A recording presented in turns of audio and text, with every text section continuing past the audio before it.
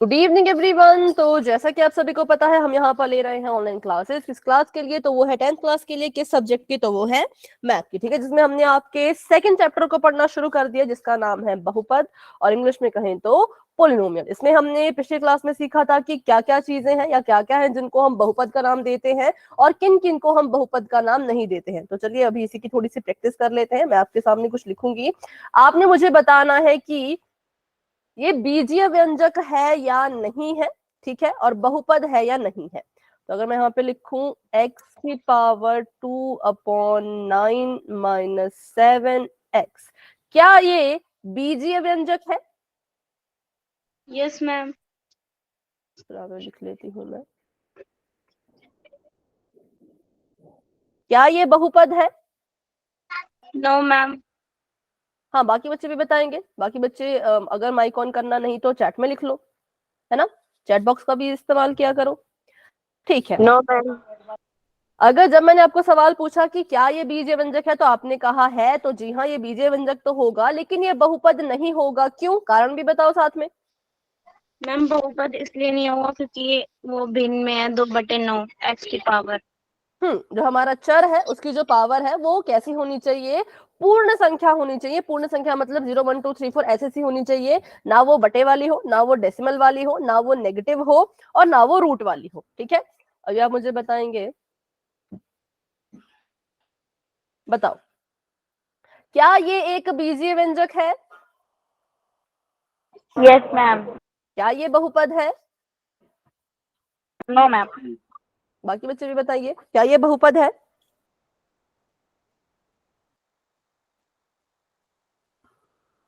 ठीक है, किस किस को लगता है ये बहुपद नहीं है, वो हैंड रेज करेंगे। चलो, यस मैम। जिस जिसको लगता है ये बहुपद नहीं है वो अपना नो हैंड मैम। रेज करे। अभी सिर्फ हैंड रेज करो जिसको लगता है ये बहुपद नहीं है। जो यहाँ पे क्रॉस लगाना चाहता है वो हैंड रेज करो।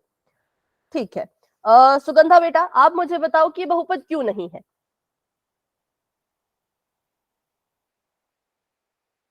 हाँ, आपने हैंड रेज किया था। हाँ, बताइए।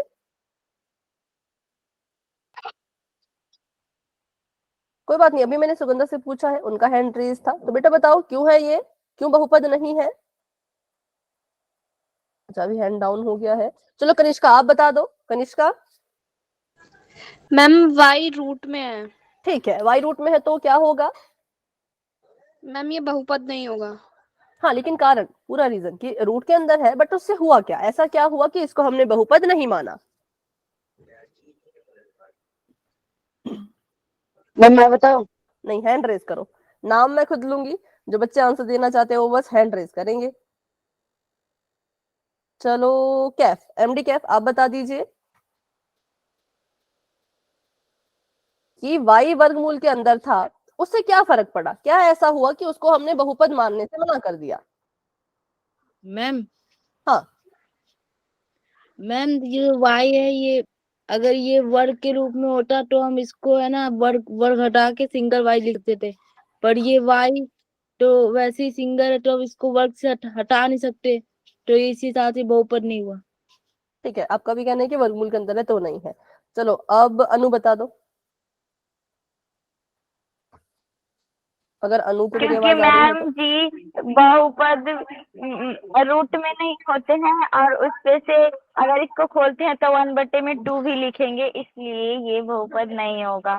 ठीक है, चलो अभी हमें एक और चीज पता लगी। पहले तो ये हमें पता लगा कि हाँ, चर अगर वर्गमूल के अंदर होता है तो बहुपद नहीं होता। क्यों? क्योंकि अगर आप इस वर्गमूल को हटाओगे और इसको घात के रूप में लिखना चाहोगे, ठीक है, तो आप क्या करोगे, यहाँ पे 1/2 आ जाएगा। क्या आ जाएगा? 1/2। वाई से वर्गमूल हटा, है ना, और हमने क्या किया, घात में उसका बन गया 1/2। और हमने तो पढ़ा है बहुपद तो वही होता है जिसकी घात कैसी होनी चाहिए, पूर्ण संख्या, मतलब कि ऐसी 0 1 2 3 4 ऐसी ऐसी। ठीक है, लेकिन बटे वाली नहीं होनी चाहिए। यहाँ पे भी तो बटे वाली थी ना, तभी तो हमने मना किया कि बहुपद नहीं है। यहाँ पे फिर से बटे में आ गई तो हम कहेंगे कि अभी भी ये बहुपद नहीं है। अब बताओ किस किस को क्लियर हुआ? तो कभी भी आपको पूछा जाए कि वर्गमूल के अंदर अगर चर है तो उसको बहुपद क्यों नहीं मानते, क्योंकि वर्गमूल की घात को हटाओ तो वो बटे में आती है।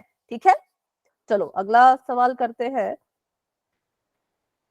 9x/4 जमा 30, क्या ये बहुपद है?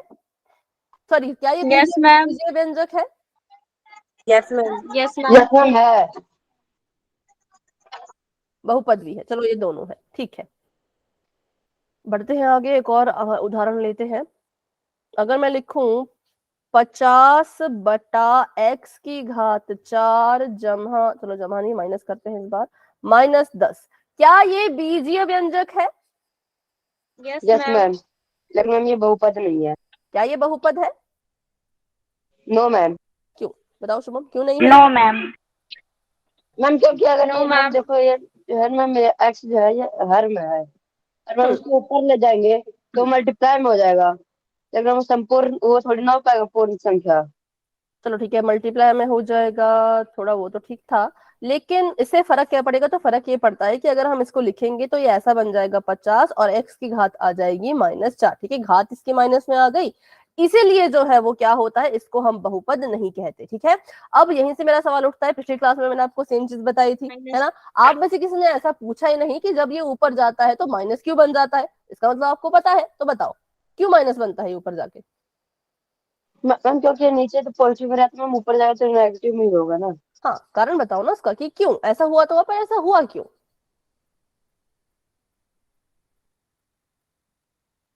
ये तो हमें बताया गया था, ये तो टीचर ने बताया, किसी ने बताया कि ऊपर जाएगा तो माइनस हो जाएगा, पर इसका जो पीछे का कारण है, जो पूरा का पूरा लॉजिक है, वो क्या है?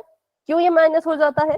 मैम माइनस आएगा प्लस तो वो गुणा ऊपर होती है। प्लस प्लस है ना, प्लस मल्टीप्लाई माइनस प्लस के गुणा होके माइनस हो जाता नहीं, ये तो नहीं, देखो आप इसको किससे रिलेट कर रहे हो, आप इसको ऐसे रिलेट कर रहे हो कि x/4 अगर 10 के बराबर है, x को अकेला छोड़ो तो 4 वहां जाके माइनस का हो जाएगा ना, ऐसा आप इसको वो समझ के कर रहे हो, बट ये नहीं होता, ये इसका लॉजिक नहीं है।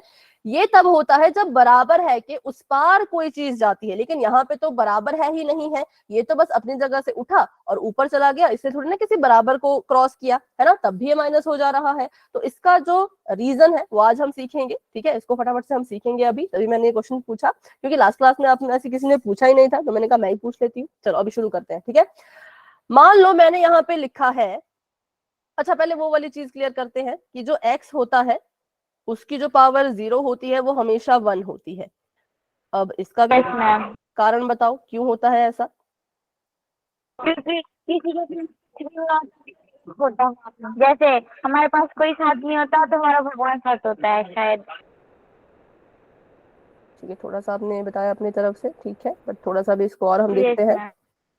चलो, इन दोनों ही चीजों को समझने के लिए कि जो हमारा ये ऊपर जाकर के माइनस क्यों हो रहा है और ये x बराबर x power raise to power 0 1 के बराबर क्यों आ रहा है, इसके लिए आपको पता होना चाहिए घातांकों के नियम का एक नियम जो कहता है अगर ऐसा हो, ठीक है, अगर ऐसा कभी हो रहा हो तो क्या किया जाता है, a की पावर m नीचे a की पावर n, तो क्या किया जाता है इनकी घातों को आपस में?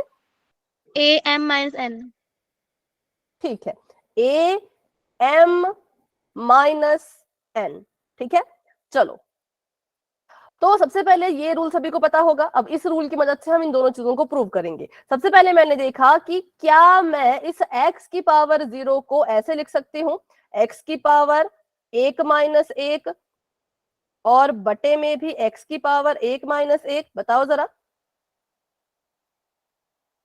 Yes ma'am. ठीक है, बटा नहीं लिखते अभी, अभी बस इतना लिखते हैं, ठीक है। मैंने क्या किया, मैंने इस x की पावर 0 को लिख दिया x1 - 1। क्या मैंने इसमें कुछ गलत किया? कुछ इसमें गलत नहीं है। क्यों गलत नहीं है? क्योंकि एक में से एक माइनस करोगे तो 0 ही तो आएगा, है ना, 0 ही आएगा, सभी को क्लियर है। अब देखो, अगर मैं इस नियम का उल्टा कर दूं, यहाँ पे नियम कहता था अगर आपके जो हर हैं वो एक जैसे हैं और उनकी घातें अगर अलग अलग है तो वो आपस में माइनस हो जाती है, ठीक है। और अगर मैं इसका उल्टा कर दूं कि अगर मेरी जो ये पावर्स हैं ये आपस में माइनस हो रही हैं, तो इसका मतलब ये कुछ इस तरीके का लिखा होगा, तभी तो ये ऐसा बना। ध्यान से सोचने की कोशिश करो कि हमने इसको ऐसे लिखा होगा तभी तो इसको हमने फिर वापस से ये बनेगा ना। जैसे देखो, अगर यहाँ पे अपना नियम लगा दो, यहाँ पे नियम लगाओ एक बार। अगर आपके सामने मैं ये क्वेश्चन देती हूँ, ये मान लो आपका क्वेश्चन है, मैंने कहा कि इसको क्या करो, इसको घातांक का नियम लगा के सॉल्व करो, तो आप बोलोगे कि x की पावर यहाँ भी एक है, यहाँ भी एक है, तो जब ये चीजें आपस में भाग होती हैं तो जो घातें होती हैं वो माइनस हो जाती हैं। इसका मतलब ये वाली जो चीज है इसको इस तरीके का लिखा जा सकता है। लिखा जा सकता है या नहीं, अभी बताओ। Yes ma'am. देखो बाकी भी बताए, इतने सारे बच्चे क्लास में, सभी का मुझे पता लगना चाहिए रिस्पॉन्स। अगर नहीं समझ आ रहा तो बोलो, ऐसा कुछ नहीं है, नहीं समझ आ रहा तो बोलो। सभी को क्लियर है? मैंने क्या किया, x की पावर 0 को सबसे पहले तो लिखा x 1 माइनस 1, फिर मैंने देखा कि x 1 माइनस 1 अगर इस रूप में अगर मैंने कुछ लिखा है तो उसको मैं वापस से ऐसा भी तो लिख सकती हूं। तो मैंने क्या किया, इसको वापस से ऐसा लिख दिया। अब इनको काट दो, x से x कट गया, बताओ क्या आंसर आया? 0। हाँ मुझे पता था ये आंसर भी आएगा। अच्छा अब बताओ, 5 से 5 कट गया, क्या आंसर आया? जी मैम। 0 आता है। सोचो जरा, 5 को 5 से भाग देते हैं, 1 आता है। 5 एकम 5, तो जब x को x से भाग दे रहे हो तो 0 क्यों, तब भी तो 1 ही आएगा, है ना, 1। तो हम कहां से चले थे, चलना हमने यहां से शुरू किया, इसको लेकर के हम चले और कहां पहुंच गए, 1 पे पहुंच गए। मतलब हमने जो हमारी ये 1। लेफ्ट हैंड साइड है ये हमारी सॉल्व होने पर 1 आ रही है। तो इसलिए ये चीज प्रूव होती है कि किसी की भी पावर अगर 0 है तो वो हमेशा 1 के इक्वल होता है। ये इसका पूरा का पूरा प्रूफ है, ठीक है। तो ये आपको पता होना चाहिए था, इसलिए मैंने आपको फटाफट से बता दिया। अभी भी किसी को कोई डाउट है? अभी तो नहीं भूलोगे कि x की पावर 0 कितने के बराबर आएगा, 1 के बराबर, क्योंकि हमने इसको सॉल्व किया। अभी हमने सॉल्व करके चेक किया ना, तो देखो खुद ही 1 आ रहा है। ठीक है, सभी को क्लियर हुआ? तो y टाइप कर दो, डाउट है तो फिर से पूछ लो। तो जैसे यहाँ x के साथ हुआ, हाँ बताइए, फिर से बताइए, रूपा आप कुछ कह रहे हैं? मेरे को और बता दीजिए। ठीक है, एक बार और इसको समझते हैं। चलिए इसको मैं फिर से मिटाती हूँ। जो चीज हमने यहाँ पे अभी प्रूव की, पहले तो जानते हैं वो चीज है क्या। हमने पिछली क्लास में पढ़ा था कि अगर हम किसी के सिर पे पावर 0 लगाएं तो वो 1 के बराबर आता है। अगर मैं 100 के सिर पे पावर 0 लगाऊंगी तो भी वो 1 आएगा। अगर मैं 1000 के सिर पे पावर 0 लगाऊंगी तब भी वो 1 आएगा। अगर मैं 50 के सिर पे 0 लगा रही हूँ तब भी वो 1 आएगा। अगर मैं z के सिर पे 0 लगा रही हूँ तब भी वो 1 आएगा। ये हर बार ये 1 के बराबर आएगा। क्यों? तो चलो अभी ये वाला एग्जाम्पल लेके देखते हैं। ठीक है, मैंने यहाँ पे देखा कि 100 की घात यहाँ पर 0 है। मैं इसे कैसे लिख सकती हूँ, मैं इसे लिख सकती हूँ 100 की घात 1 माइनस 1। क्यों? क्योंकि 0, देखो 1 में से 1 घटाओगी तब भी तो 0 आएगा। तो मतलब मैंने इसे नहीं बदला, मैंने बस 0 को कैसे लिख दिया, 1 माइनस 1 करके लिख दिया। ठीक है, फिर मैंने देखा कि यहाँ पर तो मेरा घातांक का नियम लग रहा है। इसको अगर मैं खोलूं तो ये बन जाएगा ऊपर भी 100 नीचे भी 100, इसकी भी घात में 1 इसकी भी घात में 1, क्योंकि वही तो हमारा ये वाला नियम कहता है कि अगर आपकी दो संख्याएं भाग हो रही हैं और उनके सिर पर पावर्स हैं, ठीक है, तो आप उनको ऐसे लिख सकते हो a m माइनस n। तो मैंने इसका उल्टा किया, मैंने सीधा नहीं किया, मैंने इसका उल्टा कर दिया कि अगर ये वाली चीज ऐसे लिखी जा सकती है तो इसको भी तो ऐसे उल्टा लिखा जा सकता है। बराबर है का चिन्ह का ये तो मतलब होता है कि अगर इसको आप ऐसे लिख रहे हो तो इसको आप ऐसे भी लिख सकते हो। तो मैंने देखा 100 ये मेरे लिए m था, ये मेरे लिए n था। 100 की पावर m माइनस n, तो मैंने यहाँ पे m ऊपर लिख दिया, n नीचे लिख दिया। अभी समझ आया मैंने यहाँ पे क्या किया, बताओ? Yes ma'am. ठीक है, फिर मैंने देखा कि यहाँ पे 100 की घात 1 है, यहाँ पे भी 100 की घात 1 है, मतलब ये आपस में कट जाएंगे। इनको काटो, 100 एकम 100, 100 एकम 100, उत्तर हमारे पास आ गया 1। हमने जब इसको सॉल्व किया तब भी ये एक ही आ रहा है। किसी भी संख्या को सॉल्व करोगे अगर उसके सिर पे पावर 0 है तो वो हमेशा ही 1 के बराबर आपको आंसर देगा। ठीक है, चलिए अभी इसको करते हैं इरेज और अगला वाला कंसेप्ट सीखते हैं। जो अगला वाला मैंने आपको बताया था ये कि ये जो आपका पावर है ये अगर बटे के ऊपर जाती है तो माइनस की हो जाती है। तो मैंने यहाँ पे एग्जांपल ले लिया है 10 बटा y की घात 4। ठीक है, अब हमने इसको सॉल्व करना है। तो मुझे बताओ क्या मैं इसको ऐसे लिख सकती हूँ, 10 ऐसे का ऐसा और y की घात 0 बटे में y की घात 4? बताओ लिख सकती हूँ कि नहीं?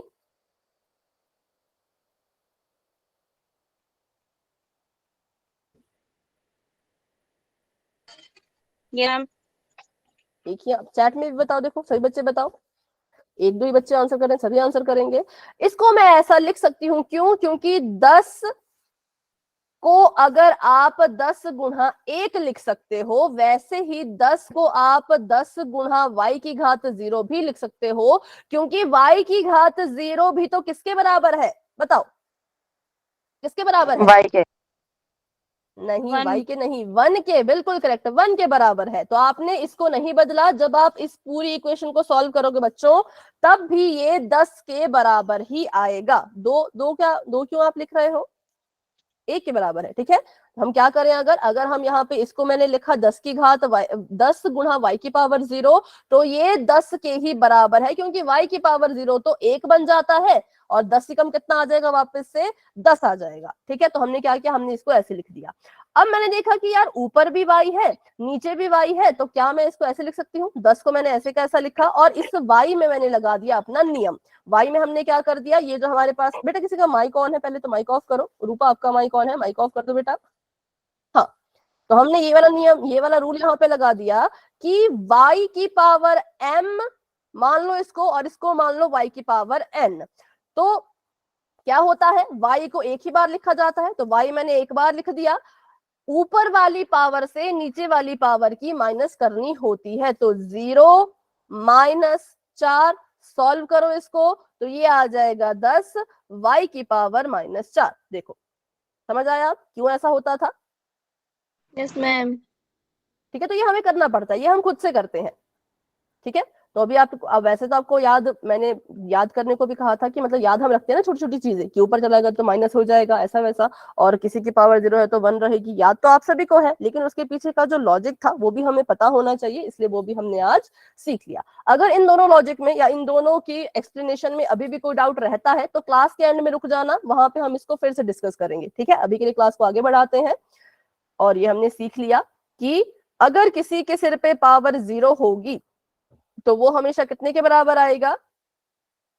1 के बराबर। और अगर कोई आपका चर जो है बट्टे के नीचे है, तो ऊपर आके उसकी घात कैसी हो जाएगी? माइनस की। तो यहाँ पे बताओ क्या लिखूं? इसकी तो कोई घात ही नहीं है, y की तो पावर ही कुछ नहीं है। बोलो। -0 नहीं, 0, हाँ, 1 -1, ठीक है। देखो, जिसके पास कुछ नहीं होता उसके पास हमेशा 1 होता है, जिसके पास कुछ नहीं उसके पास हमेशा 1 होता है, ठीक है। तो ये -1 हो गई। बस ये 2 चीजें थी, इन 2 चीजों को याद रखोगे तो आपके बहुपद वाले क्वेश्चन कभी भी गलत नहीं होंगे। तो ठीक है, बढ़ते हैं आगे। हमने बात की थी डिग्री ऑफ पोलिनोमियल की, बहुपद की घात की, कि बहुपद की घात क्या होती है? जो उस बहुपद में जितने भी चर उपस्थित हैं, उन चरों की सबसे बड़ी वाली जो घात होगी, उसी को हम बहुपद की घात जो है वो मानते हैं, ठीक है। चलो मुझे बताओ, यहाँ पे बहुपद की घात कितनी है? मैम 8। Ma'am 16 ma'am 16। 16। हाँ, ठीक है, 16 है, ठीक है। बहुपद की घात कितनी है? तो बहुपद की जो घात है वो 16 है, 16 है, ठीक है। क्योंकि यहां पर देखा जाए तो y की घात 8, यहाँ पे देखा जाए तो y की घात 16, यहाँ पर देखा जाए तो y की घात 3, और यहाँ पर देखा जाए तो y की घात कितनी होगी? 1। नहीं, अगर y की घात 1 होती तो y को y लिखा होता। नहीं, पिछली क्लास में भी पढ़ा था, बिल्कुल करेक्ट है, 0 -1। नहीं, 0। जब आप अपनी मर्जी से y लिखते हो, है ना। देखो, सवाल मेरा इतना था, सवाल मेरा सिर्फ इतना ही था, यहां तक था। अब मैंने यहाँ पे अपनी मर्जी का y लगा दिया, अपनी मर्जी का y लगाया, तो उसकी घात हमेशा 0 लिखनी है, क्योंकि 4 तभी तो 4 बनेगा। इसको सॉल्व करो, ये 4 गुणा में 1, 4 एकम 4 आ गया। अगर आप यहाँ पे y की घात 1 लिख देते हो तो फिर ये 4y बन जाएगा, पर क्वेश्चन में तो 4y था ही नहीं, क्वेश्चन को तो हम नहीं बदल सकते, है ना। तो इसलिए कभी भी अपनी मर्जी से कोई चर लगाना है तो हमेशा उसकी घात में 0 लिख लिया करना, ठीक है। तो हमने पिछली क्लास में कर लिया था थोड़ा बहुत कवर। आज हम करेंगे बहुपद के कुछ प्रकार। तो चलिए बहुपद के प्रकारों के बारे में पढ़ते हैं। सबसे पहले तो बहुपद के 2 तरीके के प्रकार होते हैं। पहला हम पढ़ेंगे बहुपद की घात के आधार पर उसके प्रकार, मतलब कि यहाँ पर अगर आपको बहुपद की घात देखना आ गई, अगर आप बहुपद की घात देखना सीख गए, तो उसी पर आधारित ये प्रकार होते हैं। तो बहुपद की घात हर बहुपद में देखी जाएगी और उसको जो है अलग अलग कैटेगरी में डिवाइड किया जाएगा। ठीक है, तो पहला जो प्रकार है इसका वो है रैखिक बहुपद, दूसरा प्रकार है द्विघात बहुपद और तीसरा प्रकार है त्रिघात बहुपद। रैखिक मतलब समझेंगे, द्विघात और त्रिघात इनके नाम में ही जो है वो इनका मतलब छुपा होता है, लेकिन रैखिक आपको अलग से याद रखना पड़ता है। ठीक है, रैखिक शब्द थोड़ा सा अलग जो है। एक चर वाले नहीं, देखो हम घात के आधार पे बात कर रहे हैं तो घात की बात करेंगे, चरों के आधार पे वो बात की बात है। ठीक है, घात के आधार पे हम जब बात करें तो थोड़ा सा ये इसके 3 टाइप्स निकल के आते हैं, एक एक करके इनके बारे में सीखेंगे। ठीक है, तो यहीं पे इनके बारे में सीख लेते हैं फटाफट से। रैखिक बहुपद का मतलब होता है ऐसा बहुपद जिसमें सबसे बड़ी घात, या फिर सबसे बड़ी रहने दो, सीधे लिखते हैं बहुपद की घात, समझ जाना बहुपद की घात मतलब सबसे बड़ी। हाँ, जिसमें जो आपका बहुपद है उस बहुपद की जो घात है वो कितनी होनी चाहिए, अगर वो 1 के बराबर है ना, तो हम कहेंगे कि वो कैसा बहुपद है, वो रैखिक बहुपद है। और यहाँ पे लिखा है द्विघात, तो द्वि का मतलब होता है 2, तो बताओ यहाँ पे बहुपद की घात कितनी होगी? तो दो। ठीक है, जिस बहुपद में बहुपद की घात जो है वो कितने के बराबर होती है, 2 के बराबर होती है, वो द्विघात बहुपद होता है। और त्रिघात बहुपद में क्या होगा, जिस बहुपद में, बिल्कुल ठीक है, बहुपद की घात कितनी हो, घात 3 हो, उसको हम कहेंगे 3। वो त्रिघात बहुपद है। अब ध्यान इस बात का ये देना है कि सबसे बड़ी घात की यहाँ पे बात की जा रही है। ठीक है, इसका मतलब सबसे बड़ी घात इस बहुपद की 1 होनी चाहिए, इस बहुपद में सबसे बड़ी घात 2 होनी चाहिए और इस वाले बहुपद में सबसे बड़ी घात 3 होनी चाहिए। एक वाले सबसे बड़ी घात अगर 1 हो उसको कहेंगे रैखिक। चलो तो मुझे इसका उदाहरण बता दो सभी, चैट में लिख लो हम 2 अपने अपने x उदाहरण। plus 3 ठीक है, आपने कहा 2x + 3 plus और x+1 x + 1। ठीक है, हाँ और बताओ, चैट में भी आप लिख सकते हो y plus 2। 2x + 1। ठीक है, 2x + 1 y + 2 बिल्कुल करेक्ट है। तो ये सभी क्या है, ये हमारे रैखिक बहुपद है। क्यों? क्योंकि इनमें अगर हम देखें तो हमारा जो चर है उसके पास जो घात है वो कैसी है, वो 1 है। देखो यहाँ पर भी इसकी घात में 1, इसकी घात में 1, इसकी घात में 1, इसकी घात में 1, सबसे बड़ी घात कौन सी हुई, 1 हुई। बहुपद की घात 1 है तो ये रैखिक बहुपद है। आगे बताओ, बहुपद की अगर मैं आपसे द्विघात बहुपद के उदाहरण पूछूं। Very good. 3x square minus अच्छा, एक मुझे चैट में दिख रहा है, पहले उसको 2x लिखती हूँ मैं, x⁻² + 2y। ठीक है, और बताओ।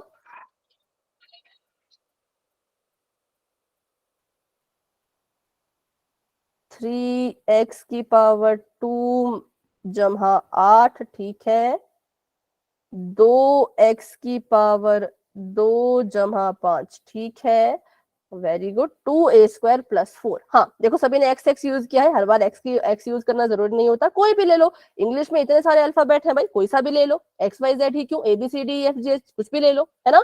तो ये सभी किसके उदाहरण है, द्विघात बहुपद के उदाहरण है। क्यों? क्योंकि यहाँ पे जो पावर आप सभी ने बताई हाईएस्ट कितनी थी, 2 थी, सभी में हाईएस्ट पावर कितनी थी, 2 2 2 2, इसलिए हम कहेंगे यहाँ पे बहुपद की घात 2 है, तो ये द्विघात बहुपद है। ठीक है, आगे मुझे उदाहरण बताइए आप त्रिघात बहुपद के।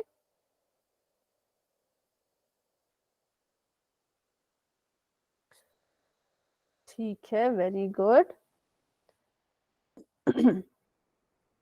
k⁻³ + z - 9, 3x² + 9 और k⁻³ - 2 और a⁻³ + 6। ठीक है, ठीक है, अगर ऐसा कोई बहुपद जिसमें सारी की सारी घातें आ रही हो और सबसे बड़ी घात 3 हो, ध्यान से मेरा क्वेश्चन सुनो, ऐसा एक बहुपद लिखो जिसमें सारी घातें आनी चाहिए पर सबसे बड़ी 3 होनी चाहिए। Ma'am 3x³ - 2x² - y। फिर से बोले, 3x³ - 2x² - 2y 3x³ -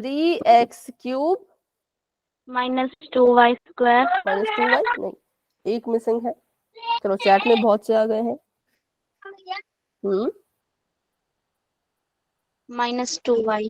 आगे चैट में जो मैं देख रही हूँ, ठीक है, सभी का तो ठीक है, बट एक कमी है, एक कमी है।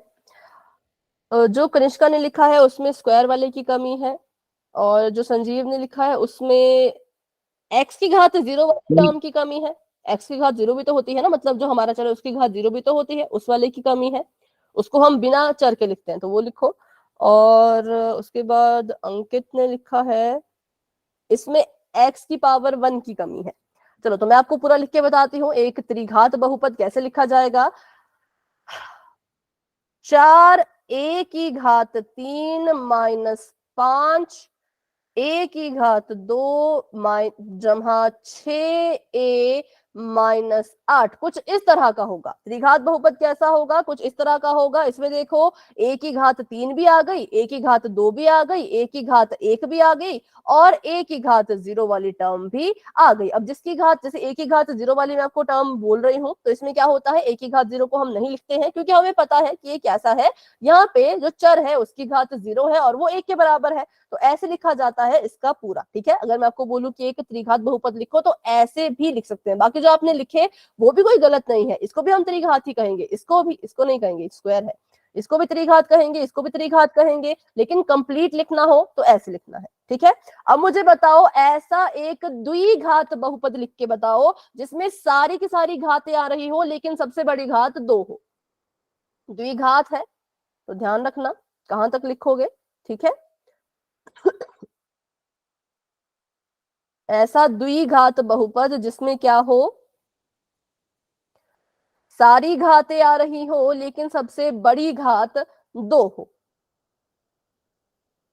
ठीक है, और जब आप इसको लिख रहे हो तो कोशिश करो कि एक ही चर ले लो, है ना। तो मैं एस ही लेती हूँ, आपने ऐसे शुरू किया है, तो एस की घात 2 जमा 6s जमा 6। ठीक है, और आपने लिखा है 5 प्लस 6a² माइनस 7a। बिल्कुल सही, देखो ये भी तो द्विघात बहुपद ही है ना।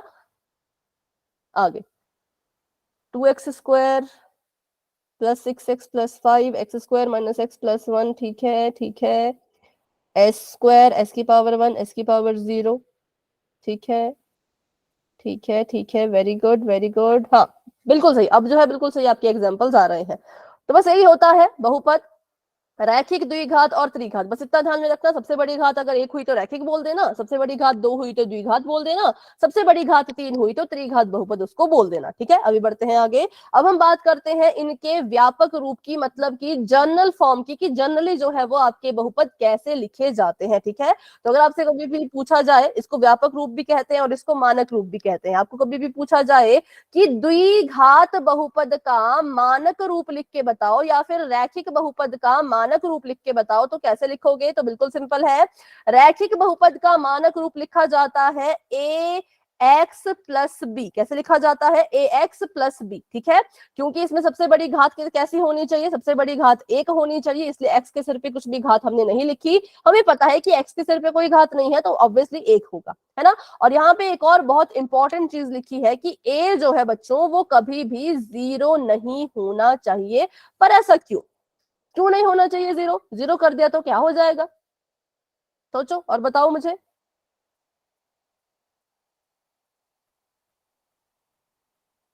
मानक रूप जो है वो रैखिक बहुपद का है ax प्लस b। हाँ बोलो बोलो। x 0 हो जाएगा। हाँ x 0 हो गया तो उससे क्या होगा,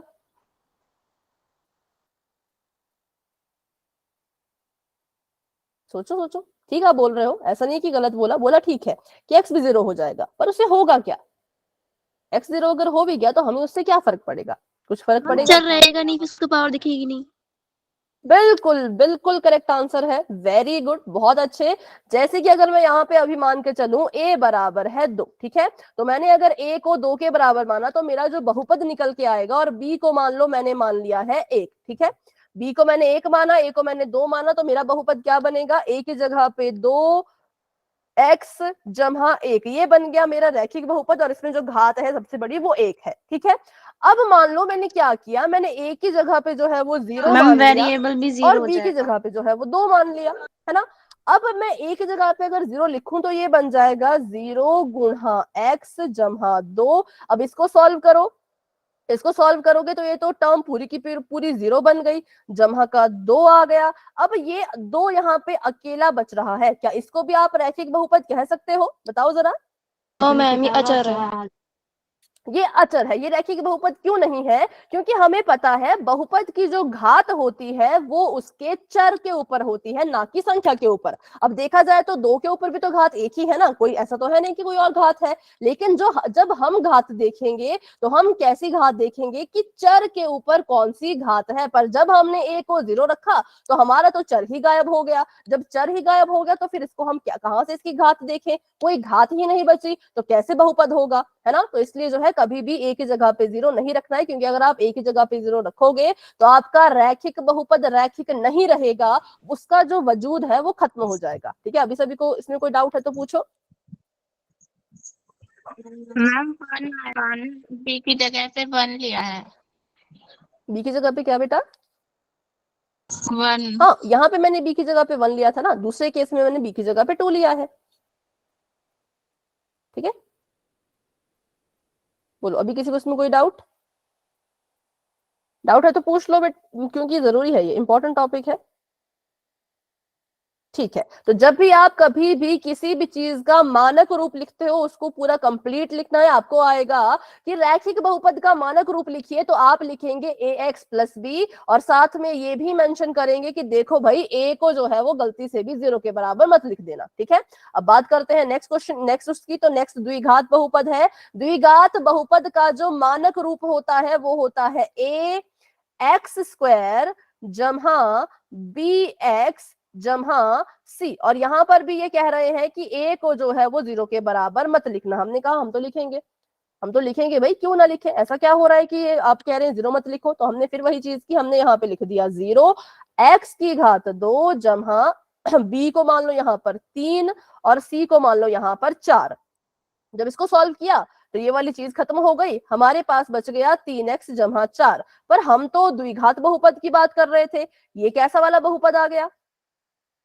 रैखिक। रैखिक। अब तो ये द्विघात रहा ही नहीं, जब हमने एक ही जगह पे 0 लिख दिया तो हमारा द्विघात बहुपद तो खत्म हो गया, वो तो रैखिक बन गया। ठीक है चलो, तो इसलिए यहाँ पे भी हमने क्या करना है, एक ही जगह पे 0 नहीं लिखना है। ठीक है, अगर मैं रैखिक बहुपद में b की जगह पे 0 लिख दूं तो क्या तब इस पर कोई फर्क पड़ेगा? मैम a की जगह पे 4 लिखेंगे और b की जगह पे 0, किसमें? रैखिक में। तो ये बन जाएगा 4x जमा 0 बराबर आ गया 4x के। तो क्या इसने अपने रूप को बदला? क्या इसको अभी भी आप रैखिक कहोगे या नहीं कहोगे? Yes ma'am. कहेंगे, क्योंकि इसमें हमने घात देखी तो घात इसकी 1 है ना, x की पावर 1 है। हमें बस इतना ही तो चाहिए। हमें आप कोई चर पकड़ के ले आओ, उसके सिर पे घात 1 रख दो तो हम कहेंगे कि वो रैखिक बहुपद है। बस इतना ही हमें चाहिए और कुछ नहीं चाहिए। ठीक है, तो b की जगह पे आप 0 लिखो, कुछ भी लिखो, कोई फर्क नहीं पड़ेगा, बस a की जगह पे कभी भी 0 मत लिखना। तो चलो अभी आप सभी क्या करेंगे, अपनी चैट में त्रिघात बहुपद का मानक रूप मुझे लिख के बताएंगे। त्रिघात बहुपद का मानक रूप चैट में लिखेंगे सभी बच्चे इस बार, या अभी बच्चे क्लास में वैसे कम ही हैं। अपनी कॉपी पे लिख के बता दो, फटाफट से कॉपी पे लिखो और कैमरा ऑन करके मुझे बता दो। त्रिघात बहुपद का मानक रूप लिखेंगे, फटाफट से अपनी नोटबुक पे लिखेंगे और बैक कैमरा ऑन करना है। कैसे बैक कैमरा ऑन करते बता देती हूँ। कैमरा ऑन करोगे, कैमरा ऑन करोगे पहले तो अपना फेस दिखेगा, ऊपर स्पीकर जैसा बना है उसके बिल्कुल बगल में एक आंख जैसा, आंख ही बोल सकते हो और क्या बोले, ऐसा कुछ बना होगा, ऐसे ऐसे और ऐसे, इस पे क्लिक करोगे तो बैक कैमरा ऑन हो जाएगा। ठीक है, नहीं मानक रूप लिखना है, मतलब ax स्क्वायर वाले रूप में।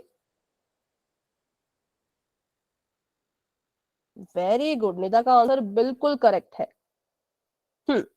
और भी बाकी बच्चे भी बताओ। अंकित लिखा तो आपने ठीक है ना, पर मानक रूप लिखो। मानक रूप हम हमेशा ax स्क्वायर ऐसे रूप में होता है। ठीक है, रुचि थोड़ा सा फोकस होने में टाइम लग रहा है। हाँ, लेकिन आपने एक इंपॉर्टेंट चीज नहीं लिखी कि कौन 0 नहीं होना चाहिए, उसको भी लिखो। एक्स क्यूब प्लस 4x² नहीं bx², उसको b लिखो और c और d का इस्तेमाल करो। ठीक है, ABCD का यूज करो, अभिषेक शर्मा जी के नाम से जो है ABCD का यूज करो बेटा, नंबर नहीं लाने हैं मानक रूप में। ठीक है, कनिष्का आपका मैं देख रही हूं तो थोड़ा सा अभी ब्लर है, थोड़ा इसको फोकस होने में टाइम लगेगा। ठीक है रुचि, अभी आपका ठीक है। हाँ, कैमरा ऑन रखो तो उससे क्या होता है, वो खुद फोकस कर देता है। अगर आप कैमरा ऑफ कर दोगे तो फिर से वो फोकस नहीं करेगा। एक्स क्यूब नहीं, माइनस नहीं आएगा कहीं पर भी। ठीक है, मानक रूप में कभी भी माइनस नहीं आता। सब सही था, लेकिन आपने माइनस लगा के उसको थोड़ा सा गलत कर दिया, हमेशा प्लस लगाएंगे। ठीक है, मानक रूप जो होता है, व्यापक रूप जो होता है, उसमें हमेशा जमह का निशान ही यूज करना होता है। सुगंधा, CX के बाद 6 नहीं लिखना है, CX के बाद D लिख लो, ABCD का इस्तेमाल करो। ठीक है, हाँ रूपा आप अपना आंसर बता रहे थे शायद, लेकिन आपका कैमरा ऑफ हो चुका है।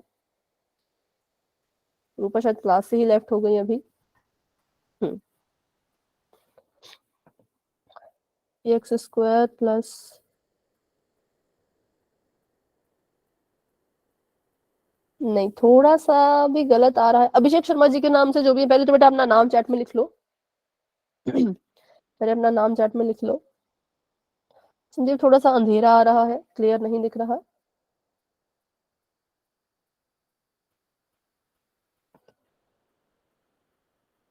रिया, ठीक है। हाँ रिया, AX³ ऐसे शुरू करो, AX³ जमा B और फिर जो भी आपको लगता है वैसे स्टार्ट करके आप उसको लिखो। संजीव आपका मैं देख रही हूँ, x³ bx² cx plus d। ठीक है, बिल्कुल करेक्ट है। अंकित आपका मैं देख रही हूँ, c की पावर नहीं, cx c के साथ x लगाओ, AX³ bx² plus cx plus d। चलो ठीक है, अभी मैंने बहुत नोटबुक देख लिया, फटाफट से इसको यहाँ पे लिखते हैं। चलो, तो मैंने यहाँ पे त्रिघात बहुपद को हम कैसे लिखेंगे, तो इसको हम लिखेंगे AX की पावर 3, क्योंकि चर की घात होती है ना, चर की घात जरूरी है, जमा bx² जमा cx जमा d। ये होगी त्रिघात बहुपद का मानक रूप। और a जो है यहाँ पे 0 के बराबर नहीं होना चाहिए, क्योंकि अगर a 0 हो गया तो ये त्रिघात नहीं रहेगा, ये क्या बन जाएगा, ये द्विघात बहुपद बन जाएगा। ठीक है, ये था मानक रूप के बारे में। अब जो मानक रूप होता है उसको आप एक तरह से भी समझ सकते हो कि मानक रूप कहता है कि इसको हमेशा ही घात के आधार पे आपने लिखना है, या तो घात के बढ़ते क्रम में लिखो या तो घात के घटते क्रम में लिखो। अभी जो हमने मानक रूप लिखा वो क्या है, वो घात के घटते क्रम में है। किस क्रम में है, घात के घटते क्रम में। हमने यहाँ पे देख रहे हैं कि पहले हमारी घात जो है वो यहाँ पे 2 थी, फिर 1 हो गई, फिर 0 हो गई। यहाँ पे पहले 3 थी, फिर 2 है, फिर 1 हो गई, फिर यहाँ पे भी जो x की घात है वो 0 हो जाएगी, है ना। तो हम यहाँ पे क्या कर रहे हैं, घात के घटते क्रम में लिख रहे हैं। अगर हम इसी को उल्टा करके लिख दें, मान लो मैं त्रिघात बहुपद के मानक रूप को ऐसे लिख दूं, d जमा cx जमा bx² जमा AX³, तो बच्चों ये भी इसका मानक रूप ही होगा, क्योंकि मानक रूप कहता है या तो घात के घटते क्रम में लिखो या तो घात के बढ़ते क्रम में लिखो, उसको हम मानक रूप का नाम देते हैं। 2 तरह से जो है वो मानक रूप लिखे जाते हैं, पर आमतौर पे हम क्या करते हैं, आमतौर पे हम घटते क्रम का ही इस्तेमाल जो है वो करते हैं। तो आपने भी घटते क्रम का इस्तेमाल करना है, पर मान लो क्वेश्चन में कभी ऐसा आ गया तो घबराना नहीं। घात का अगर बढ़ता हुआ क्रम है, जैसे यहाँ पे x की घात 0 है, यहाँ पे 1, यहाँ पे 2, यहाँ पे 3, तो घातें बढ़ रही हैं, है ना। तो ये भी आपका त्रिघात बहुपद है और ये भी आपका त्रिघात बहुपद ही है। ये थोड़ी छोटी छोटी एक्स्ट्रा नॉलेज होती है जिसको आप थोड़ा सा कैप्चर कर लिया करें, क्योंकि एनुअल एग्जाम में क्या आएगा हमें नहीं पता, क्या पता आपको कंफ्यूज करने के लिए ऐसा ऑप्शन दे दिया जाए, है ना, तो आप तो कंफ्यूज हो जाओगे। तो इसलिए कंफ्यूज नहीं होना है। याद रखना, मानक रूप लिखते हैं 2 तरह से, घात के घटते क्रम में भी मानक रूप और घात के बढ़ते क्रम में भी मानक रूप। ठीक है, चलो तो यहाँ पे देख लेते हैं फटाफट से इसके बारे में थोड़ी सी समरी। रैखिक बहुपद को लिखा जाता है ax प्लस बी के रूप में। a 0 के बराबर नहीं होना चाहिए, सबसे बड़ी घात होती है इसमें 1 और इसका उदाहरण है x जमा में 5। द्विघात बहुपद जो होता है उसको लिख सकते हैं ax की घात 2 जमा bx जमा c, जहां पर a 0 के बराबर नहीं होना चाहिए और इसकी सबसे बड़ी घात होती है 2 और इसका उदाहरण है 3x स्क्वायर माइनस 4x जमा का 7। फिर बात करते हैं त्रिघात बहुपद की। त्रिघात बहुपद को लिख सकते हैं ax की पावर 3 जमा bx स्क्वायर जमा cx जमा d, यहाँ पे भी a 0 के बराबर नहीं होना चाहिए। त्रिघात बहुपद की सबसे बड़ी घात होती है 3 और ये इसका उदाहरण है 2x की घात 3 जमा 3x की घात 2 जमा 4x जमा 6। अगर आप इसका स्क्रीनशॉट लेना चाहते हैं तो ले लीजिए, ठीक है, ले लिया स्क्रीनशॉट तो y टाइप कर दो। फिर आगे बढ़ते हैं, y टाइप कर देना, ठीक है ठीक है। चलो तो अभी बढ़ते हैं आगे। अब बात कर लेते हैं समीकरण की, इक्वेशन की। अभी हमने बहुपद के बारे में पढ़ा कि बहुपद क्या होता है, अब हम पढ़ेंगे कि समीकरण क्या होती है। बीजीय व्यंजक बहुपद और समीकरण कुछ सेम ही चीजें हैं, ठीक है। समीकरण का मतलब होता है, इंग्लिश में इसको कहते हैं इक्वेशन। इक्वेशन मतलब जो हमें किन्हीं दो चीजों की समता बता रही हो, उनके बीच एक रिलेशन बता रही हो। रिलेशन क्या बता रही हो कि ये आपस में बराबर है। जैसे कि ये वाली जो चीज यहाँ पे लिखी गई है और ये वाली जो चीज यहाँ पे लिखी गई है, अगर इनके बीच में बराबर है का निशान है, बच्चों ध्यान से सुनना, अगर इनके बीच में बराबर है का निशान है तो इट मीन्स ये जो आपकी साइड यहाँ पर है ये 2 के बराबर है। यहाँ पे कुछ झूठ नहीं कह रहे, ये सच कह रहे हैं कि जब इसको आप हल करोगे अगर, तो आपको आपका आंसर कभी ना कभी तो 2 मिल ही जाएगा। ये वाली चीज 2 के बराबर है और 2 जो है वो इसके बराबर है, मतलब बराबर है का तो मतलब यही होता है ना कि ये दोनों चीजें आपस में बराबर है। तो अगर कभी भी देखो, ये हमारे बहुपद थे, बहुपद में हमने जब बहुपद लिखे तो हमने यहाँ पे देखा कि इनको बिना बराबर है के चिन्ह के लिखा जाता है। अगर मैं क्या करूं, अगर मैं अपने हरेक बहुपद के आगे बराबर है का निशान लगा के कुछ लिख दूं तो वो क्या बन जाएगा, वो समीकरण बन जाएगा, ठीक है। समीकरण के पास जो है वो 3 चीजें होती हैं, ध्यान रखना। एक होता है बायां पक्ष जिसको हम कहते हैं लेफ्ट हैंड साइड, एक होता है दायां पक्ष जिसको हम कहते हैं राइट हैंड साइड, और तीसरी जो चीज है वो होती है बराबर का निशान। इन तीनों में से अगर कोई एक चीज भी मिसिंग होगी तो उसको हम समीकरण का नाम नहीं देंगे। किस किस को ये चीज क्लियर है, वाई टाइप करेंगे, डाउट है तो पूछ लो। समीकरण क्या होता है, left hand side equal to right hand side, simple, ठीक है, मतलब बराबर है का निशान इसमें होना चाहिए। चलो अब हम बात करते हैं समीकरण को कैसे सॉल्व किया जाता है। वैसे आपको आता ही होगा बट फिर भी एक क्वेश्चन इसका मतलब थोड़ा सा इसको सीख लेते हैं। जो विधि हम सीख रहे हैं वो है पक्षांतरण विधि, जो कि आप सभी को बहुत ही अच्छे से आती होगी। नहीं आती होगी तो कोई बात नहीं, यहाँ पे सीखेंगे, ठीक है। किसी समीकरण को अगर हमें सॉल्व करना है, समीकरण का अगर हमें हल निकालना है तो होता क्या है हल, पहले तो वो जानो। तो किसी समीकरण के हल का मतलब होता है कि उस समीकरण में जो चर है उस चर का आपने मान निकालना है, और वो मान कैसा होना चाहिए, वो मान ऐसा होना चाहिए जो हमारे समीकरण को संतुष्ट करता हो, ठीक है, जो क्या करता हो, हमारे समीकरण को संतुष्ट करता हो। अब समीकरण संतुष्ट होने से क्या मतलब है, तो इसको आगे देखते हैं। जैसे मैंने यहाँ पर लिखा गया है कि x माइनस 5 बराबर है 0। अब मुझे यहाँ पे x का मान निकालना है, ठीक है, तो मैंने उधर 5 अपनी हो मर्जी से जाएगा सोचा प्लस का, +5, ठीक है, 5 हो जाएगा। लेकिन अगर मैं यहाँ पे x की जो मान है, x की जो वैल्यू है वो 1 ले लूं तो ये हो जाएगा 1 माइनस 5 बराबर है 0, ठीक है। लेकिन अगर मैं इसको हल करूं, समीकरण हमेशा नीचे की तरफ को हल किए जाते हैं, ध्यान रखना, समीकरण कभी भी आगे को हल नहीं होते, हमेशा नीचे की तरफ को हल होते हैं। जो इसकी लेफ्ट हैंड साइड है वो अलग हल होती है और राइट हैंड साइड अलग ही हल होती है। तो अभी हमने इसको नीचे को हल करना है, करिए इसको माइनस, और मुझे बताओ और साइन भी बताना कौन सा आएगा। 1 में से 5 माइनस करना है, साइन भी बताओ और उत्तर भी बताओ। -4, बिल्कुल करेक्ट। तो यहाँ पर क्या हुआ, यहाँ पर हुआ ये कि हमारी जो लेफ्ट हैंड साइड है वो -4 आ रही है और हमारी जो राइट हैंड साइड है वो 0 आ रही है। क्या ये दोनों बराबर है? नो मैम, नहीं है। तो हम कहेंगे कि ये दोनों आपस में बराबर नहीं हुए, इट मींस हमारा समीकरण संतुष्ट नहीं हुआ। x की वैल्यू 1 रखने पे समीकरण संतुष्ट नहीं हुआ। समीकरण कब संतुष्ट होगा? आपने बिल्कुल सही कहा, जब x की वैल्यू 5 रखी जाएगी, तभी तो इसको सॉल्व करो।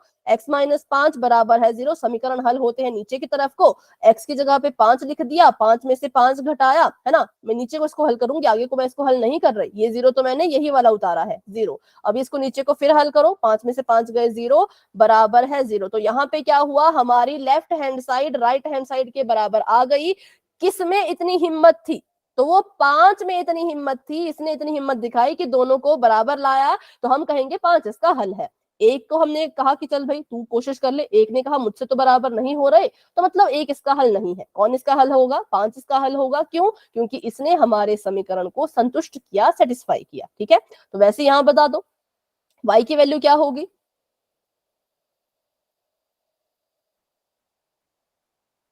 बताओ। 8, बिल्कुल सही है।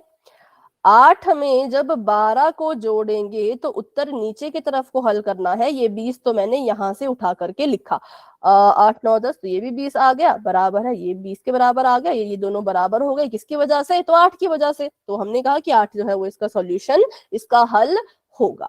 ठीक है, चलो हल क्या होता है वो हमने सीख लिया। अब बात करते हैं हल निकालना कैसे। तो आप सभी ने पढ़ा है, उसको हम कहते हैं पक्षांतरण विधि। जो आप कह रहे थे ना, प्लस माइनस बन जाता है, माइनस प्लस बन जाता है, गुणा भाग बन जाती है, भाग गुणा हो जाता है, तो ये वो विधि है, इसको कहते हैं पक्षांतरण विधि। क्या होगा, बराबर है कि उस पार जब जमा वाली कोई चीज जाएगी तो माइनस हो जाएगी, माइनस वाली कोई चीज बराबर है कि इस पार या उस पार जाएगी तो जमा बन जाएगी।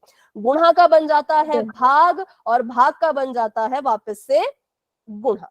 ठीक है, चलिए क्वेश्चन कर लेते हैं। चलो बताओ जरा इसका आंसर। x जमा 4 बराबर है 20 के। मैम 16। ठीक है, अभी तो हम इसको देखो ऐसे लिख सकते हैं, x जमा 4 बराबर है 20। अभी तो हमें पता है कि 16 में 4 जोड़ेंगे तभी तो 20 आएगा। लेकिन अगर हमें पक्षांतरण विधि से सॉल्व करना होगा, x की वैल्यू निकालनी होगी, तो x को ऐसे का ऐसा रखना। अब बहुत से बच्चे यहाँ पे जल्दबाजी में क्या कर लेते हैं, जल्दबाजी में बच्चे लिख देते हैं 4 माइनस 20, फिर उनका आंसर आ जाता है माइनस 16, फिर बोलते हैं अरे हमारा तो आंसर गलत हो गया। तो ये गलती छोटी मोटी नहीं करनी है। ठीक है, अगर आप x को अकेला छोड़ रहे हो और 4 वो संख्या है जो बराबर है कि उस पार जा रही है, तो बराबर है कि साथ में जो संख्या बच्चों बैठी होती है उसको कभी नहीं छेड़ना होता। ठीक है, बराबर है के बाद एकदम से कौन आ रहा था, 20 आ रहा था, तो 20 अपनी जगह से नहीं हिलेगा। 20 की जगह बराबर है के बाद की है, तो ये बाद में ही रहना चाहिए। जो बराबर है कि उस पार से आ रहा है, जैसे कि 4 बराबर है कि उस पार से आ रहा है, तो वो अपनी जगह बदले। 20 ने कहा भाई मैं तो अपनी जगह नहीं बदलने वाला, जो आ रहा है वो अपनी जगह बदलो, तो 4 ने अपनी जगह भी बदली, है ना, और साथ में अपना चिन्ह भी बदला। ठीक है, तो ये कितना आ गया, ये x आ गया हमारे पास 16। क्योंकि ये बच्चे कभी कभी गलती करते हैं, इसलिए इस बात का बिल्कुल ध्यान रखना, बराबर है के साथ जो संख्या है वो उसी के साथ रहनी चाहिए। इसका बताओ, x माइनस 4 बराबर है 20, तो x कितना आ जाएगा, x बराबर है 20, 4 यहाँ पे माइनस कर रहा है, वहां जाके कर देगा जमा, तो ये आ जाएगा 24। ठीक है, इसका बताओ 4x बराबर है 20, 4 यहाँ पे x के साथ गुणा कर रहा है, x को अकेला छोड़ो, वहां जाके 4 क्या करेगा, भाग करेगा, माइनस नहीं भाग, है ना। यहाँ पे देखो, यहाँ पे गुणा करा तो वहां पे भाग करेगा, और 4 5 20। Yes ma'am. आगे बताओ x बटा 4, 4 यहाँ पे भाग कर रहा है, बराबर है कि उस पार भेजें, तो क्या करेगा, गुणा। मल्टीप्लाई, तो ये आ जाएगा अस्सी। x बराबर है, हाँ ठीक है, 20 गुणा में 4, 4 दूनी 8, तो ये आ गया 80। ठीक है, चलिए इसको सॉल्व कीजिए फटाफट से। अब इसमें जो है वो दो चीजें एक साथ हो रही है, पहले आप सॉल्व करके बताओ फिर मैं बताऊंगी। आज शायद पोल में क्वेश्चन ना हो पाए क्योंकि बहुत काफी सारी चीजें समझने को थी, क्वेश्चन नेक्स्ट क्लास में होंगे, पर हाँ अभी इसको सीखो, ये बहुत जरूरी है। इस क्वेश्चन को सॉल्व करके बताओ, यहाँ पे भी बच्चे गलती करते हैं, वो भी मैं बताऊंगी क्या गलती करते हैं। पहले आप सॉल्व कर लो और मुझे x की वैल्यू बता दो। 24/5। ठीक है, चलो इसको सॉल्व करते हैं। सबसे पहली गलती जो 20/5, मैम 6 आंसर होगा। 30/5 आंसर आएगा। देखो इतने सारे यहाँ पे अलग अलग आंसर्स आ रहे हैं। है ना। चलो देखते हैं। सबसे पहले तो देखो हमने करना क्या होता है, हमने जिसकी वैल्यू निकालनी, मतलब x की वैल्यू निकालनी, x को हमने छोड़ना होता है अकेला। अब x के साथ कौन कौन है जो x को अकेला नहीं छोड़ रहे, तो मैंने देखा एक तो x के साथ 5 है और एक x के साथ जो है वो -3 है जो इसको अकेला नहीं छोड़ रहा। अब सवाल ये उठता है कि बराबर है कि उस पार पहले कौन जाएगा, 5 को पहले भेजें या 3 को पहले भेजें। मैम -3 को उधर भेजेंगे। बिल्कुल बिल्कुल, कभी भी बच्चों ऐसा मत करना कि आपके साथ x के साथ कोई चीज गुणा कर रही हो उसको पहले आप परे भेज दो, ऐसा नहीं करना है, ठीक है। हमेशा जो x से दूर होता है पहले उसको परे भेजो। 5 तो देखो 5 तो x के साथ बिल्कुल चिपक के बैठा है ना, तो 5 को नहीं भेजेंगे, पहले 3 को भेजेंगे। तो 5x ऐसे का ऐसा ही रहेगा। 3 को बराबर है कि उस पार भेजा तो 27 यहाँ पर, और 3 यहाँ पे माइनस था, वहां जाके क्या बन जाएगा, प्लस का। प्लस का, ठीक है। और 5x ऐसे का ऐसा, 27 में 3 जोड़े तो आ जाता है 30, और x को अकेला छोड़ो, x के साथ 5 गुणा कर रहा है, 5 बराबर है कि उस पार जाएगा तो 30 के साथ क्या करेगा, डिवाइड करेगा, भाग करेगा। हाँ, चैट में बहुत से बच्चों ने आंसर लिखा भी है। अब इसको काट दो, 5 × 5 5 × 6 = 30, तो हमारे पास क्या आ गया, x बराबर है 6, ठीक है। x = 6 is the right answer. 24 नहीं आएगा, 24 तब आता अगर आप 3 को माइनस करते, 3 तो पहले से ही माइनस का था, बराबर है कि उस पार जाएगा तो जमा का बन जाएगा, ठीक है। चलो इसको करके बताओ, ये बहुत अलग सा सवाल है। हिंट दे देती हूं, ए वालों को एक तरफ कर देना, संख्याओं को एक तरफ कर देना, फिर देखना कि क्या हो रहा है। हिंट ये है।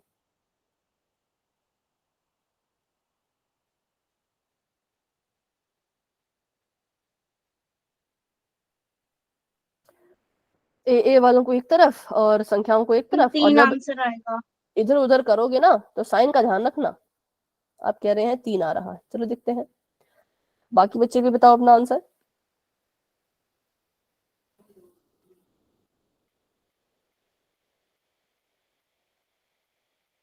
ठीक है, ए यहां पर था ऐसे का ऐसा, इसके साथ 4 जमा हो रहा था। सबसे पहले मैंने क्या किया, -6a को मैं यहाँ पे उठा के ले आई, क्यों, क्योंकि ए वाली चीजें एक तरफ होनी चाहिए। तो यहाँ पे जो 6a है वो माइनस का था, यहाँ आके किसका बन जाएगा, प्लस का। तो ये आ गया +6a, और वहां पे अकेला कौन रह गया, तो वहां पे अकेला रह गया 25, ठीक है। अब इनको एक साथ लिख लो, a जमा 6a जमा 4 बराबर है 25। अब 6a और a को जोड़ेंगे तो कितना आएगा, 7, ठीक है। जब भी जोड़ना होता है तो एक संख्या बढ़ा देनी होती है, तो ये आ गया 7a। और यहीं पे अगर मैं 4 को इसी स्टेप में उस तरफ भेज दूं तो -4, और a को अकेला छोड़े तो इसको भी साथ साथ में सॉल्व करें तो, मतलब ऐसे कर सकते हैं आप, आपको जरूरी नहीं हर एक चीज बिल्कुल वो करनी है, पर आप एक ही स्टेप में 2 चीजें कर सकते हैं। जैसे मैंने एक ही स्टेप में क्या किया, 7 को भी उधर भेजा और या इसको माइनस भी कर दिया, 21/7 आ गया, और a की वैल्यू फाइंड की तो हमने कितनी आ गई, 3, a = 3। किसी को डाउट है, नो मैम। ठीक है, मतलब आपको ये क्वेश्चन भी काफी अच्छे से आते हैं, वेरी गुड। चलो थोड़ा सा और इसको डिफिकल्ट बनाए, चलो इसको सॉल्व करो।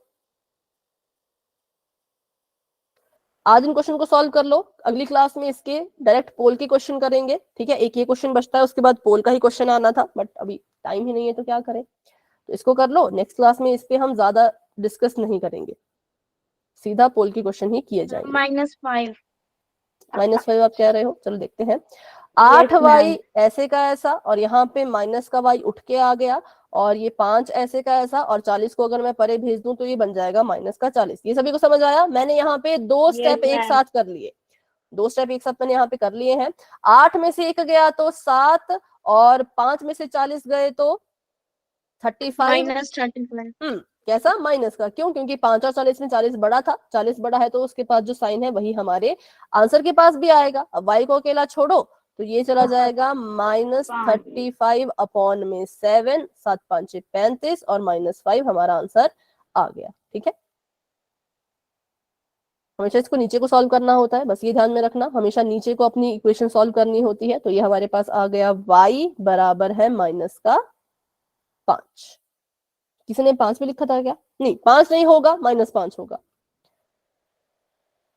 रानी, है ना, माइनस का साइन लगा देना। चलो इसको भी करते हैं फटाफट से और फिर क्लास को एंड करेंगे। थोड़ा सा लंबा क्वेश्चन है, देखते हैं थोड़ा सा इसको हमने डिफिकल्ट बनाया है, इसको कौन कौन सॉल्व कर पाते हैं। 6y माइनस 2/5 बराबर है 8y प्लस 8/5। चलिए सॉल्व कीजिए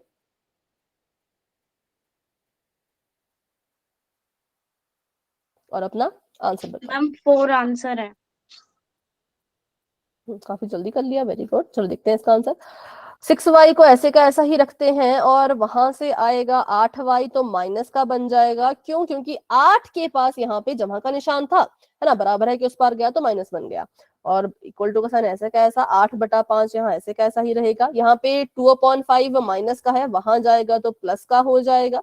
ठीक है, 6 में से 8 गए तो -2y, और यहाँ पे एलसीएम लेने की जरूरत भी नहीं पड़ी, इसको डायरेक्ट जमा कर दो। 8 9 10, 10/5, और इसको आगे सॉल्व करो तो ये आ जाएगा -2y इज इक्वल टू 2। 4 तो नहीं आया, अब बताओ। यहां तक मैंने कर दिया, आगे आप बताओ। मैम 1 आया है। मैम माइनस मैम 1 आएगा। कैसा 1? प्लस या माइनस? -1। -1। ठीक है, y को यहाँ पे अकेला छोड़ा, y के साथ -2 क्या कर रहा था? -2 y के साथ मल्टीप्लाई कर रहा था। तो जब ये बराबर है कि उस तरफ जाएगा तो पूरा -2 उठ के भाग हो जाएगा। ठीक है, -2 यहाँ पे गुणा कर रहा था, इसलिए पूरा का पूरा -2 ले गया। मत बोलना कि आपने माइनस का साइन चेंज क्यों नहीं किया, इसलिए चेंज नहीं किया क्योंकि ये गुणा कर रहा था। ठीक है, अगर ये माइनस करता होता तो वहां जाके प्लस बन जाता, पर ये तो गुणा कर रहा था तो वहां जाके भाग करेगा। अब भाग करेगा तो करो भाग इसको, 2 एकम 2, 2 एकम 2, ये आ गया -1। ठीक है, तो y इज इक्वल टू -1। वैसे तो टाइम हो चुका है, पर आप बताओ एक क्वेश्चन पोल में करेंगे या अभी नहीं करना है? मैम भी करेंगे। पक्का? किसी को ऐसा तो नहीं कि टाइम बहुत ज्यादा हो जाएगा? No ma'am. ये तो 2 मिनट रहेगा। चलो तो एक क्वेश्चन कर ही लेते हैं फिर। तो अभी के लिए मैंने चैट ऑफ कर दी है और क्वेश्चन देखते हैं अपना अगला। सिंपल सा सवाल है, बिल्कुल हो जाएगा 2 मिनट के अंदर अंदर। यहाँ पर भी आपने समीकरण का जो है वो हल ज्ञात करना है। समीकरण क्या है? समीकरण है 3x जमा 6 बराबर है 18। देखो जल्दबाजी में गलत मत करना, आराम से करो, सोच समझ के, कोई जल्दी नहीं है। ठीक है, सॉल्व करना शुरू कर दीजिए, जल्दबाजी में गलत मत करना। अगर आपने इसको सॉल्व करना शुरू कर दिया है, जैसे ही सॉल्यूशन आता है आप इसका आंसर पोल सेक्शन में जाकर के दे देना।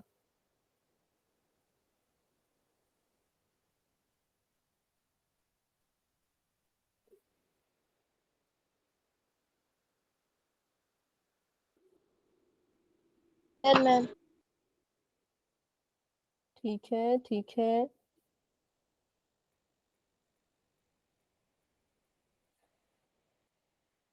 10 बच्चों के आंसर आ चुके हैं। Very good. क्लास में हमारे पास 15 बच्चे हैं, सभी कोशिश करो, सभी अपना आंसर दो। 15 नहीं, 16 बच्चे क्लास में हैं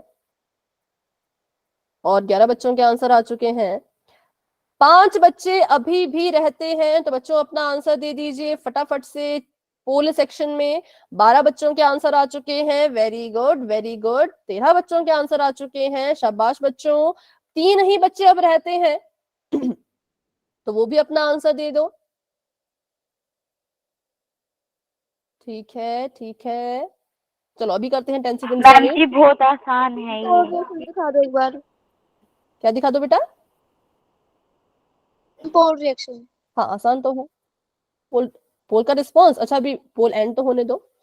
10 9 8 7 6 5। एक मिनट, आपने क्या आपने आंसर दे दिया है क्या रिया? Yes ma'am. अच्छा तब ठीक है। 6 5 4 3 2 1। पोल एंड हो चुका है। इसका रिजल्ट देख लीजिए अपनी स्क्रीन पर और अपना आंसर भी आप बता सकते हो। हाँ बहुत आसान क्वेश्चन था ये, कुछ भी इसमें टफ नहीं था। चलो x को, ठीक है, 3x का 3x ऐसे कैसा रहेगा? 6 को भेजना है बराबर है कि उस तरफ, 6 यहाँ पे जमा कर रहा था, वहां जाके माइनस कर देगा। और यहाँ पे x को अकेला छोड़ो, साथ में इसको सॉल्व करो। 18 में से 6 गए तो आ जाएगा 12, और 3 को उधर भेजा तो 3 यहाँ पे गुणा कर रहा था, वहां जाके भाग करेगा। 4 3 12, तो x is equal to 4, option number B is the right answer. ठीक है, तो ऑप्शन नंबर बी बिल्कुल करेक्ट है। बाकी इसके 2-3 क्वेश्चन और है, वो हम करेंगे अपनी अगली क्लास में। तो चलिए बच्चों, आज की क्लास को यहीं तक रखते हैं। आज की क्लास को लेकर के आपके मन में कोई भी डाउट अगर है तो क्लास में बने रहो, मुझसे पूछो, लेकिन अगर डाउट नहीं है तो आप क्लास बाय में मैम। कर सकते हो। Good night and bye bye, मिलते हैं अपनी अगली क्लास में।